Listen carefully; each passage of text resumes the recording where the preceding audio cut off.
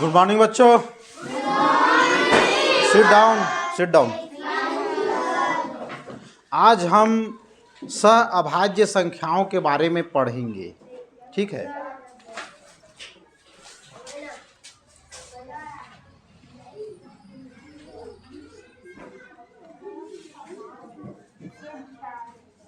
सहअभाज्य संख्याएं इंग्लिश में क्या बोलेंगे? को प्राइम नंबर्स।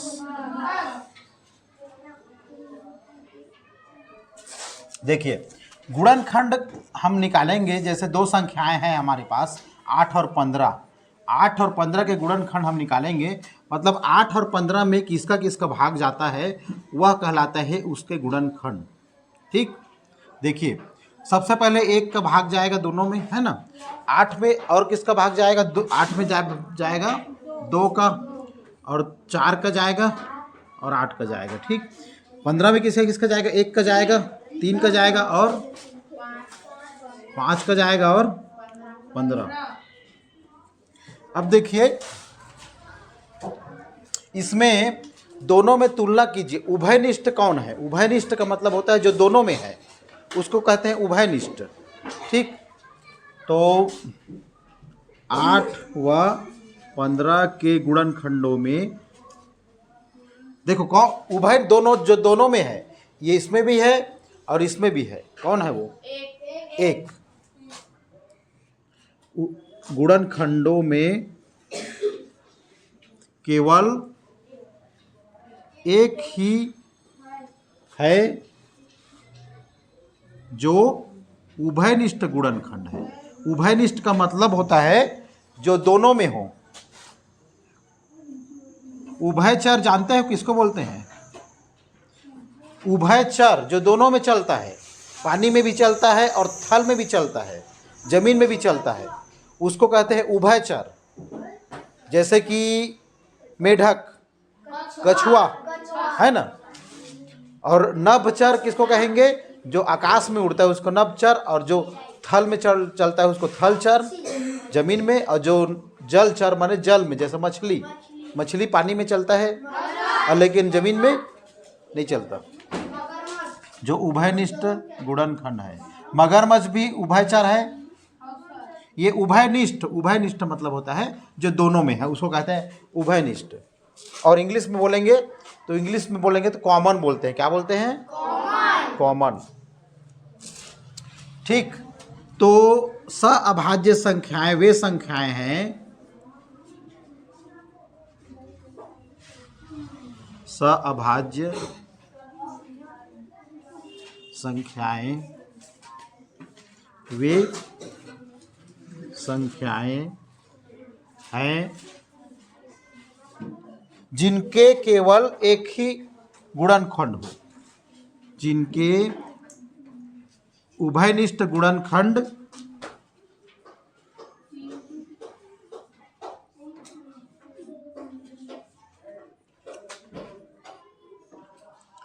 केवल एक ही हो। हाँ बोलियो। हाँ, ठीक। एक और उदाहरण देखते हैं। जैसे 7, 14 और 49।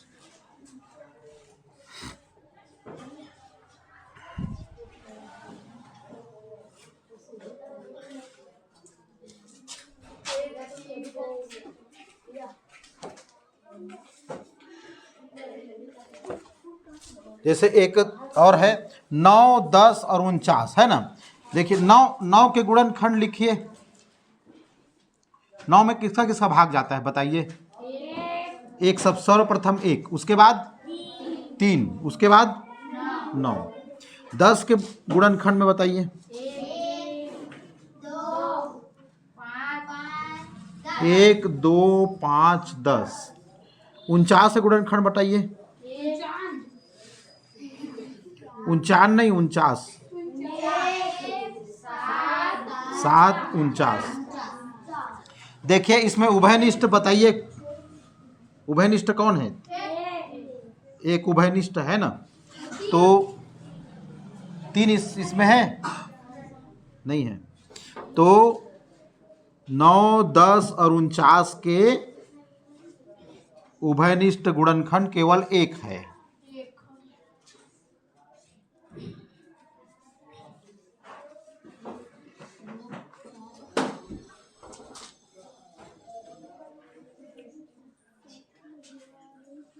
एक है। अतः 9, 10, 49 तथा 49 सह अभाज्य संख्याएं हैं।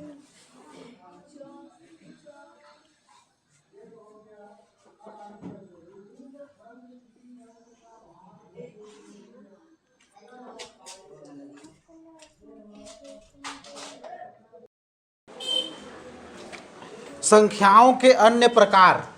अभी हम भाज्य संख्याएं अभाज्य संख्याएं के बारे में पढ़े हैं। अब देखते हैं हम और प्रकार देखते हैं संख्याओं के।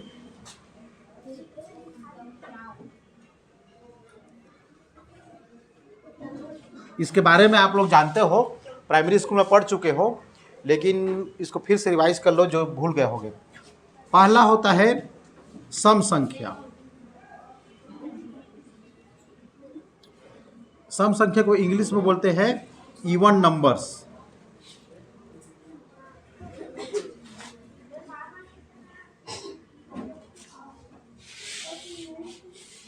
ऐसी संख्याएं जो 2 से पूर्णतः विभाजित हो जाती हैं, मतलब 2 से भाग चला जाता है, जैसे कि 2 एकम 2, 4, 6।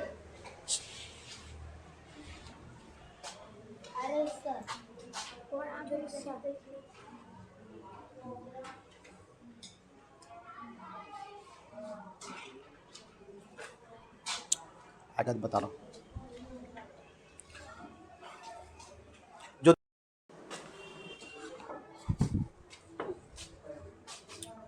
सम संख्याएं को इंग्लिश में क्या कहते हैं?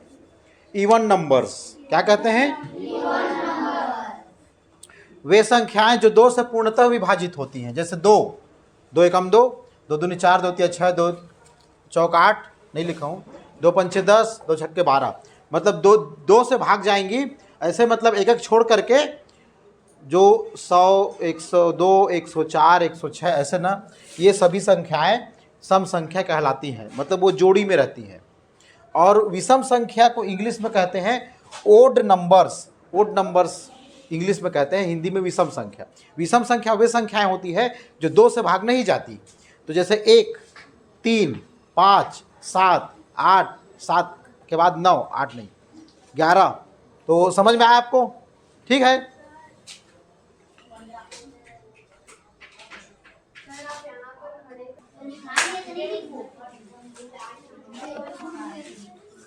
देखिए क्या लिखा है, भाज्य और अभाज्य संख्याओं को छांटकर सारणी में दिए गए स्थान पर लिखिए।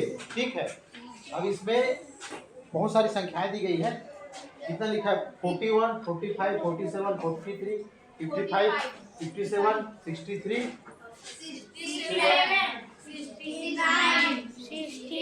71,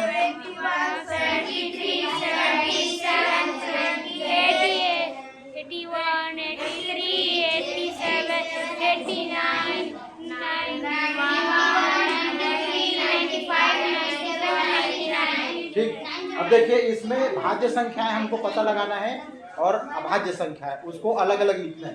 41 जो है, 41 वो भाज्य संख्या है या अभाज्य संख्या? 41 में 1 का भाग जाता है और 41 का भाग जाता है, उसके अलावा किसी और अन्य का भाग जाता है नहीं। तो 41 कौन सी संख्या हुई? भाज्य।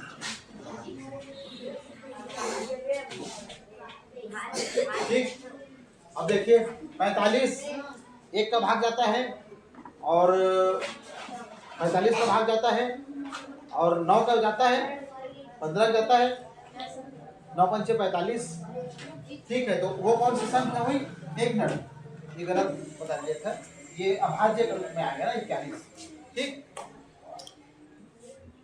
केवल एक और स्वयं में भाग जाता है, और भाज्य में आएगा 45, जो बहुत सारे गुणनखंड है, एक और स्वयं के अलावा भी अन्य में जाता है। 47 का देखिए, ये भाज्य होगा कि अभाज्य होगा? 47 में एक का जाता है, 47 का, उसके अलावा किसी भाग जाता है 47 में? नहीं जाता। तो कौन सी संख्या हुई? अभाज्य। भाज्य की तरफ लिखेंगे। 53 में एक का भाग जाता है और 53 का भाग जाता है, उसके अलावा नहीं जाता है ना। तो 53 कौन सी संख्या हुई?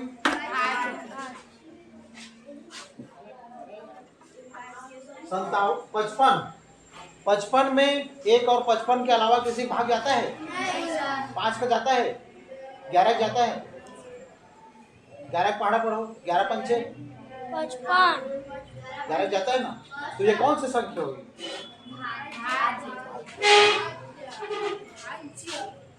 माने जिसके लास्ट इकाई में 5 रहेगा वो 5 से भाग जाता है, जिसके इकाई में 5 रहेगा वो 5 से भाग जाता है। ठीक। और देखिए 57 जाता है एक और 57 के अलावा और किसी से? 3 से जाता है। 19 थी 57, 19 3 बार जोड़ो।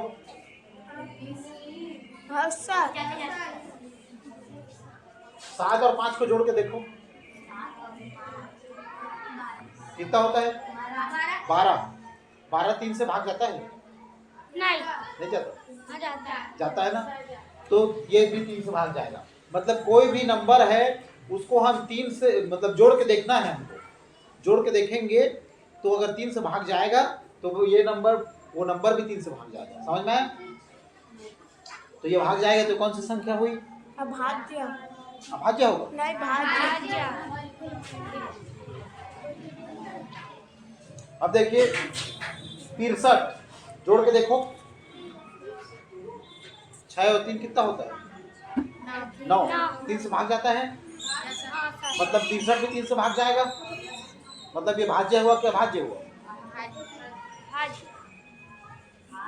भाज्य माने 1 और 63 के अलावा अन्य से भाग जाए, है ना। 1 से तो भाग जाएगा ही, 63 से भी जाएगा, उसके अलावा अगर किसी अन्य से भाग जाता है तो वो होता है भाज्य।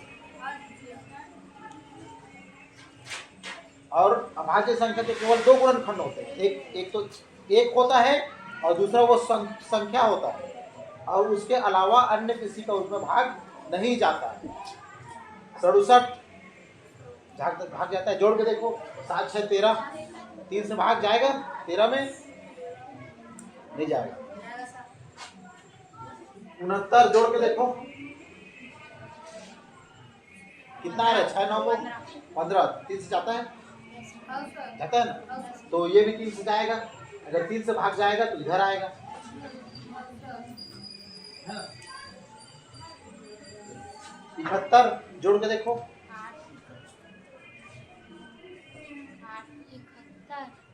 8,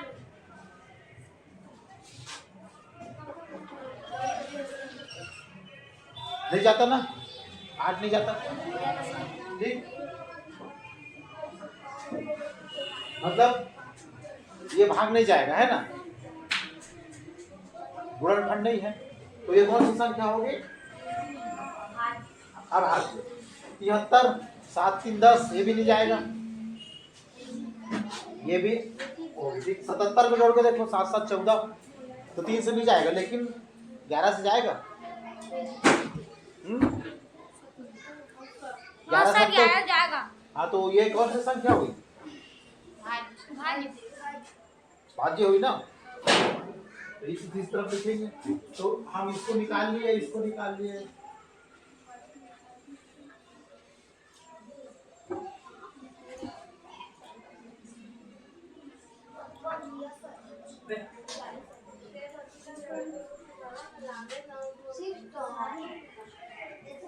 इक्यासी को देखो, जोड़ के देखो 81 को।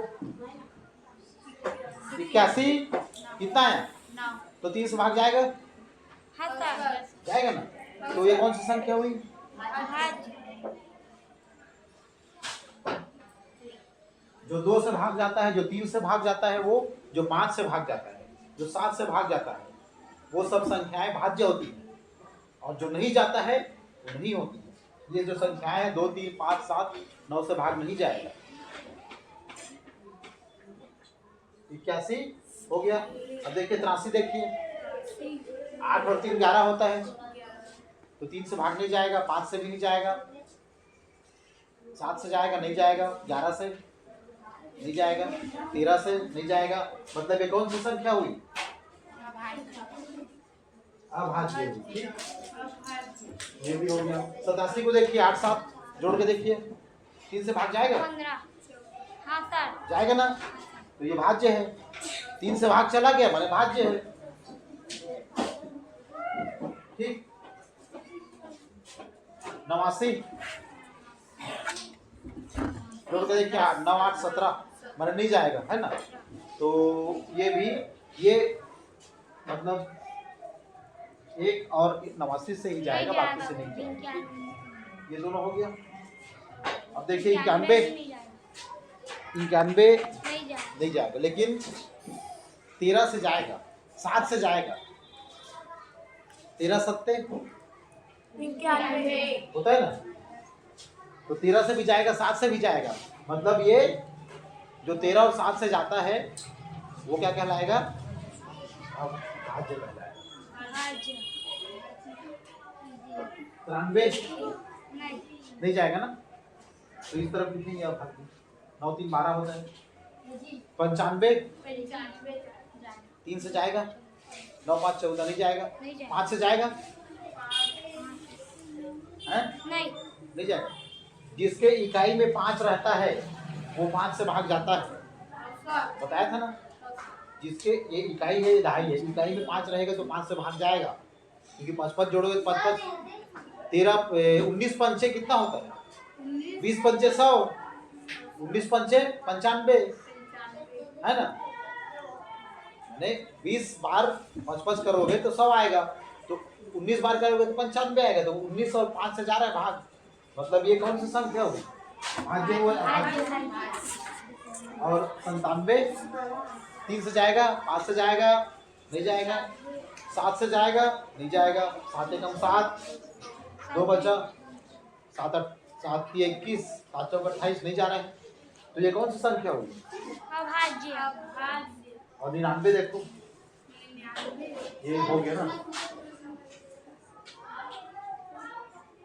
9 9 3 से जाएगा, 18 भाग जाएगा ना, तो ये भी जाएगा 3 से, है ना।